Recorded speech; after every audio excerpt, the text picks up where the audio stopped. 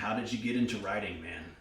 I've always loved motorcycles, messed around on them as a kid, somebody whose parents didn't really care about their safety, that whole safety third thing would get them a motorcycle, and we'd all putz around on it or whatever.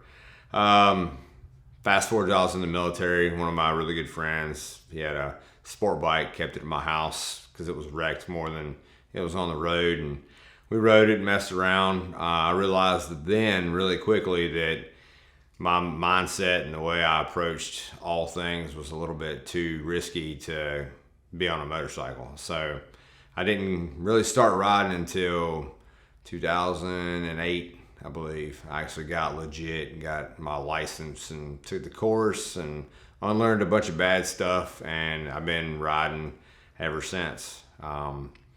I really was inspired by my father-in-law, Fred Bjorklund, to start riding the kind of riding that he was doing. He always would come down to our house, when we lived in Fayetteville, when I was stationed at Bragg, from New England. He would be on an old BMW Airhead.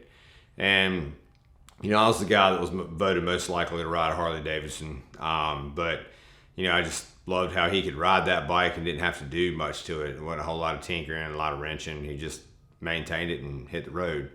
So when I got a bike, naturally, when we lived up there, I bought a BMW and I rode the crap out of it for a year, put like 10,000 miles on it and tore it apart and made it mine.